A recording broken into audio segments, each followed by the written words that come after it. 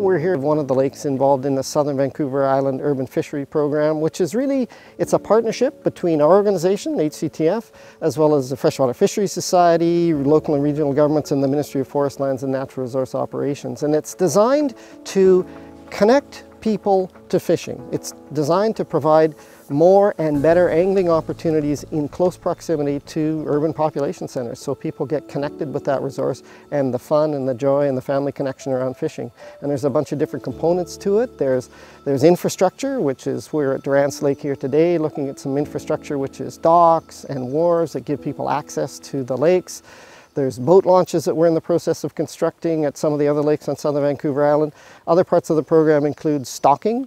Freshwater Fisheries Society BC oversees stocking, and we harmonize where we're going to do fisheries infrastructure improvements with stocking programs.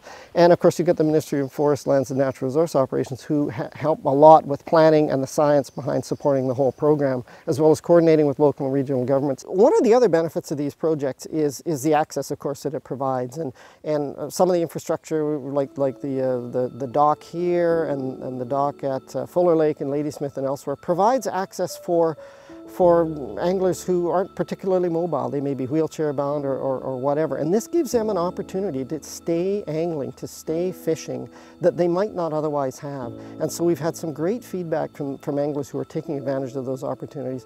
And we've also had some great feedback from anglers, you know, able-bodied anglers. I remember encountering some at Fuller Lake outside Ladysmith when we'd done some work on the wharf there, and as well as Spider Lake, just really benefiting from the access, benefiting from the infrastructure that gave them more and better opportunities to fish. So the Habitat Conservation Trust Foundation is a funding organization. We provide funding for conservation projects for fish, for wildlife, for habitat across BC, and it's funded by surcharges on license sales. So hunting license, trapping license, guide outfitting, angling licenses. As an example, when I go buy my angling license, $36, $7 comes to the Habitat Conservation Trust Foundation.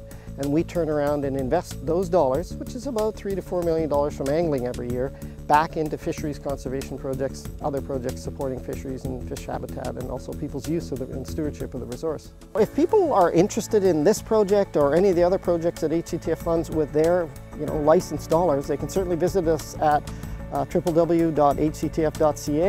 You can go onto that website, you can read stories about projects that are being delivered, you can learn about how to apply for funding, you can look at our interactive map that shows the whole province and where projects are located and what's actually occurring. And I really encourage people to have a look at the website, because there's a lot of information. And again, they maybe get inspired to think about submitting a proposal to HCTF to get some funding of their own to do an actual conservation project in their own backyard.